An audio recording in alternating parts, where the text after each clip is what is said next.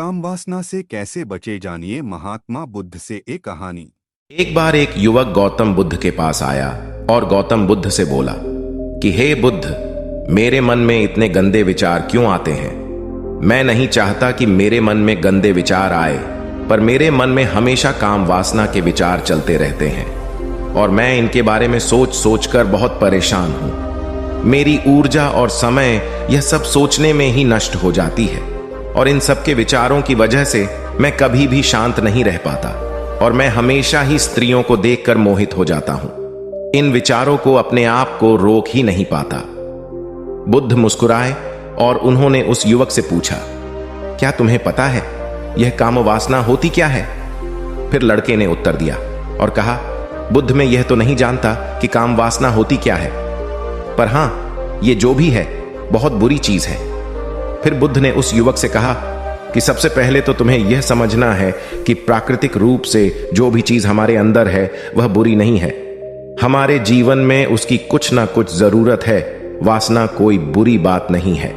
यह तो हमारे मन की एक भावना है जो हमें किसी ना किसी चीज की कमी का एहसास करवाती है और फिर हम उस चीज को पाने के लिए उस चीज की तरफ आकर्षित हो जाते हैं। जैसे अगर तुम्हारे पास धन की कमी है तो तुम में धन पाने की वासना उत्पन्न हो जाएगी।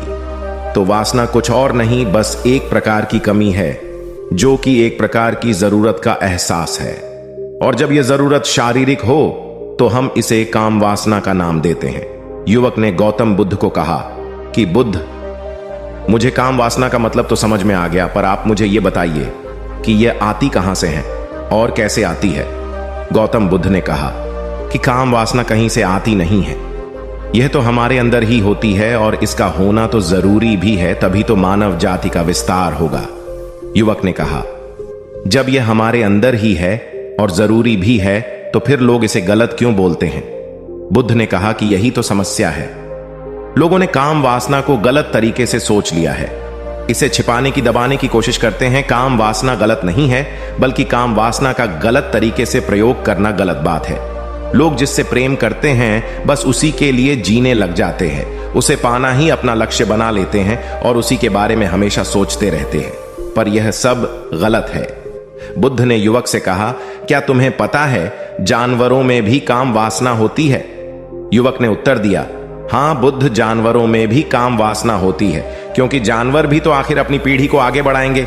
बुद्ध ने कहा, तो फिर हम जानवरों की काम वासना को गलत क्यों नहीं कहते? युवक ने कहा, मुझे नहीं पता महात्मा, आप ही मुझे बताइए। गौतम बुद्ध ने कहा कि जानवर अपनी काम वासना का प्रयोग आनंद प्राप्ति के लिए नहीं करते, वह तो सिर्फ संतान उत्पन्न करने के लिए ही काम वासना का उपयोग करते हैं। जानवरों को प्रकृति ने इतनी समझ नहीं दी कि वह काम वासना को अपने सुख का आधार बना सके, जबकि मनुष्य अपनी समझ के बलबूते पर प्रकृति में पाई जाने वाली प्रत्येक वस्तु को अपने सुख के लिए प्रयोग करता है। हम इंसानों ने ही काम वासना को अपने सुख का साधन बना लिया है, जबकि प्रकृति ने तो हमें अपने वंश को आगे बढ़ाने के लिए दिया था, लेकिन इंसानों ने इसे अपने जीवन का परम लक्ष्य बना रखा है और इस तरह से काम वासना का भी लगाम हो जाना गलत है। युवक ने पूछा, महात्मा जी, ये काम वासना हम पर हावी क्यों होती है? तब गौतम बुद्ध ने कहा कि सुनो, अब जो मैं तुम्हें बताऊंगा उसे तुम ध्यानपूर्वक सुनना। काम वासना का सारा खेल तुम्हें समझ आ जाएगा, तुम्हें तुम्हारे सारे सवालों का जवाब मिल जाएगा। बस तुम्हें ध्यान से सुनकर समझना है। एक बार की बात है, एक आश्रम में गुरु और उनके शिष्य रहा करते थे, जो रोजाना आश्रम के बाहर स्थित गांव में भिक्षा लेने के लिए जाते थे। उस आश्रम का एक शिष्य जिस गांव में भिक्षा लेने जाता था, उस रास्ते में एक नदी पड़ती थी। एक दिन उसने देखा कि एक लड़का पेड़ के पीछे छिपा है। वह उस लड़के के पास गया और उससे जाकर बोला, भाई, तुम इस पेड़ के पीछे छिपकर क्या देख रहे हो? लड़के ने कहा, अरे तुझे नहीं दिख रहा कि मैं क्या देख रहा हूं? तब शिष्य ने नदी की तरफ देखा तो वहां पर कुछ लड़कियां पानी भर रही थीं। वो लड़कियां 14-15 साल की होंगी। तब उसने उस लड़के से कहा, अरे भाई, वहां पर तो लड़कियां पानी भर रही है, इसमें छिप कर देखने वाली क्या बात है? तब वो लड़का शिष्य की तरफ देखकर उससे कहता है, अरे पागल, तुम्हें दिखाई नहीं दे रहा कि कैसे यह परियां नदी से पानी निकाल रही है? जरा उनकी अदाओं को तो देखो, उनके कोमल शरीर को देखो, उनकी पतली कमर को देखो, और उनके बाल उनकी कमर पर कैसे लहरा रहे हैं, मानो सुंदरता बिखरी पड़ी हो। शिष्य ने फिर नदी की तरफ देखा और इस बार वह इससे देखता ही चला गया। उसे किसी भी बात का कोई डर नहीं था, लेकिन अब वो छिपने लगा और उन लड़कियों को देखने लगा। और जब वो छिपकर उन लड़कियों को देख रहा था, तभी वह अचानक अंदर से कांप गया और उसने कहा कि यह मैं क्या कर रहा हूं, मैं जो कर रहा हूं वह सही नहीं है, मुझे यहां से चले जाना चाहिए। और फिर वह जल्दी से वहां से चला गया। वो आश्रम पहुंच जाता है। आश्रम जाकर वो अपने कार्यों में लग गया, लेकिन जो अब भी वह देख कर आया था वहीं उसकी आंखों के सामने बार बार आ रहा था। उसके मन में वही दृश्य चल रहा था, उसके मन में वही सब कुछ देखने के लिए लड़ाई हो रही थी। उसका किसी भी काम में मन नहीं लग रहा था। सुबह होते ही वह रोज जल्दी ही भिक्षा के लिए आश्रम से निकल जाता और उस नदी के पास वाले पेड़ के पास जाता, और जहां पर वह लड़का पहले से मौजूद रहता था, उस लड़के के साथ मिलकर लड़कियों को छुप छुप कर देखता था। अब वह रोज ऐसा करने लग गया। यह उसके रोज का काम हो गया। अब उस शिष्य का मन किसी भी काम में नहीं लगता था। वो हमेशा ही किसी ना किसी प्रकार के विचार में उलझा रहता। वो आश्रम के कार्यों को भी ठीक ढंग से नहीं कर रहा था। न वो ठीक से सो पाता था और न वो ठीक से खाना खा पाता था। उसका मन बेचैन सा रहता था। उसका मन बार बार उन लड़कियों के सौंदर्य को देखने के लिए तरसता था। जब गुरु शिक्षा देते तब भी उसका मन कहीं और विचारों में खोया रहता था। गुरु ने अपने शिष्य की इन हरकतों को जान लिया था। तब एक दिन गुरु ने शिष्य को अपने पास बुलाया और कहा कि आज से मैं भी तुम्हारे साथ भिक्षा मांगने चलूंगा। तुम और मैं साथ साथ भिक्षा मांगने चलेंगे। तभी शिष्य गुरु को मना करते हुए बोला, नहीं गुरुदेव, आप परेशान क्यों हो रहे हो? मैं अकेला ही ठीक से भिक्षा मांग सकता हूं। गुरु ने शिष्य से कहा कि ठीक है, तुम अकेले ही भिक्षा मांगने जाओ। शिष्य तुरंत वहां से भिक्षा मांगने के लिए निकल गया। उसके जाने के बाद गुरु भी आश्रम से निकल गए और शिष्य का पीछा करने लगे कि वो कहा जाता है, किससे मिलता है। यह सब देखने के लिए उसके पीछे पीछे चलने लगे। थोड़ी दूर जाने के बाद गुरु ने देखा कि उनका शिष्य एक लड़के के साथ एक पेड़ के पीछे अपराधी की तरह छिपा हुआ है और छिपकर कुछ देख रहा था। गुरु भी अपने शिष्य के पीछे जाकर खड़े हो गए कि आखिर उनका शिष्य क्या देख रहा है, जिसे देखने के लिए वो पेड़ के पीछे अपराधियों की तरह छिपा पड़ा है।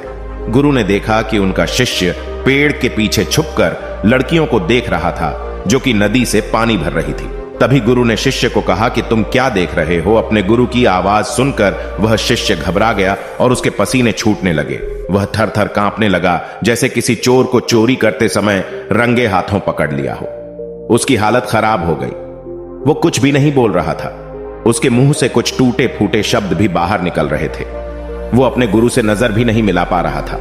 गुरु ने शिष्य की तरफ देखा और कहा कि मेरा शिष्य तो निडर था, उसे तो किसी भी चीज का डर नहीं था, लेकिन यह क्या तुम तो डर के मारे कांप रहे हो? शिष्य ने गुरु से कहा कि मुझे माफ कर दो गुरुदेव, मेरा इसमें कोई दोष नहीं है।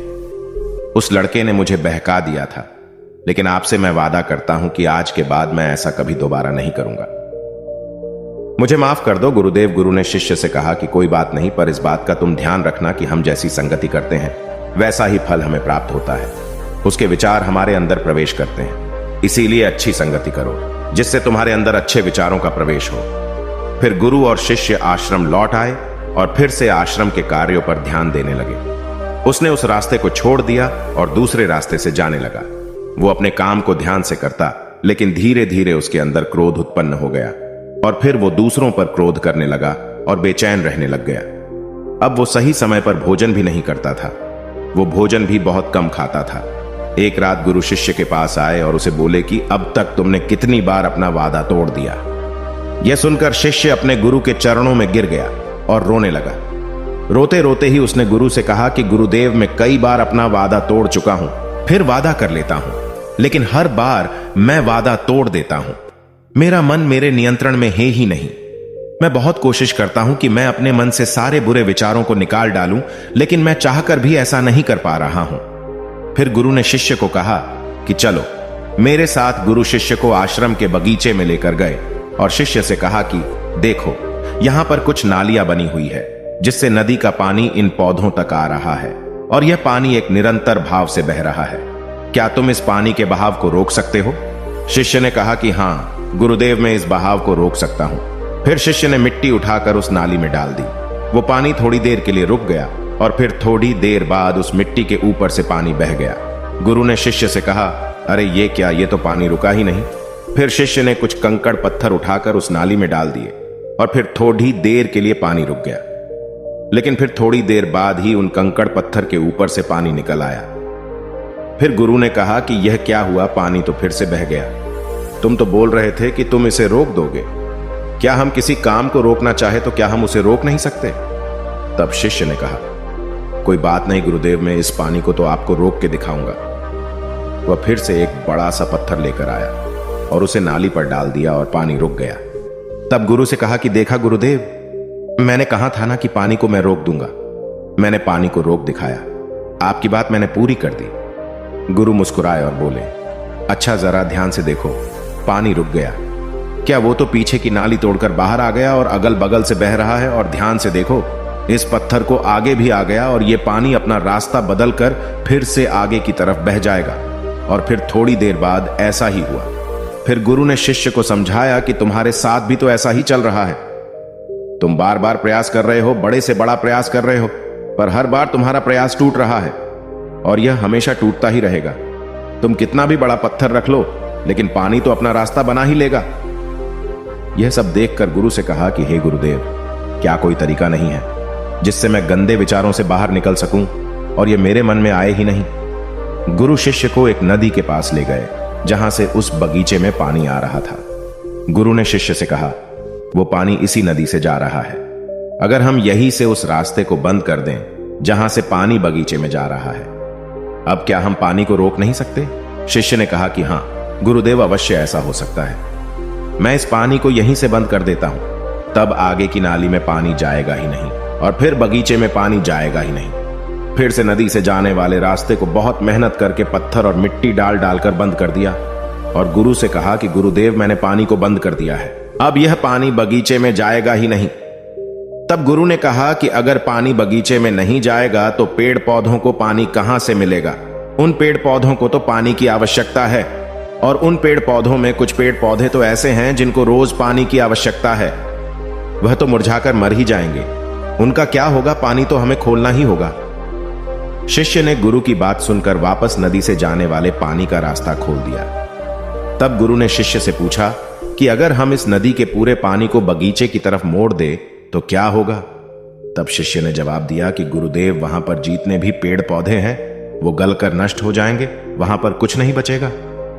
फिर गुरु मुस्कुराए और बोले, तुम इस बात को समझो कि हमें किसी भी चीज को रोकना नहीं है, बस हमें हमेशा संतुलन बनाए रखना है। कम पानी से भी पौधे नष्ट होते हैं और ज्यादा पानी से भी पौधे नष्ट होते हैं। हमारा जीवन संतुलन से ही चलता है। गुरु ने शिष्य से कहा कि अगर मैं तुम्हें कहूं कि तुम आम के बारे में मत सोचो तो तुम्हारे मन में सबसे पहले किसका चित्र आएगा?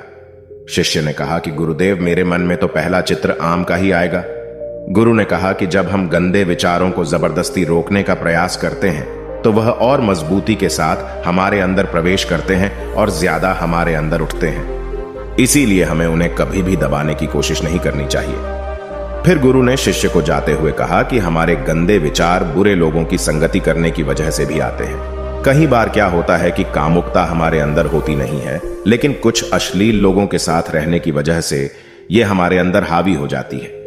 फिर शिष्य ने कहा कि गुरुदेव, आप सही कह रहे हैं, मैं अपने मार्ग से भटक गया था। फिर वो शिष्य उस रात बहुत ही चैन की नींद सोया। सुबह अपने कार्यों को पूरे मन से किया और फिर सुबह वो भिक्षा लेने के लिए उसी रास्ते से गया जहां वह लड़का आज भी पेड़ के पीछे छुपकर उन लड़कियों को देख रहा था। वो शिष्य नदी पर गया जहां वह लड़कियां पानी भर रही थीं। उसने उन लड़कियों से पानी मांगा। उन लड़कियों में से एक लड़की ने उसे पानी पिलाया और उस सन्यासी शिष्य के चरण छुए। शिष्य ने उसे आशीर्वाद दिया कि तुम्हारा कल्याण हो। उसका मन सकारात्मक ऊर्जा से भर गया। उसके चेहरे पर मुस्कान आ गई थी, जैसे कि उसे कुछ खोया हुआ वापस मिल गया हो। वह वापस अपने रास्ते से जाने लगा।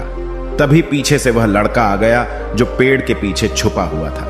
वह शिष्य के पास आया और बोला कि क्या बात है, आज तो तुमने नजदीक से दर्शन कर लिए, तुम तो मुझसे भी आगे निकले।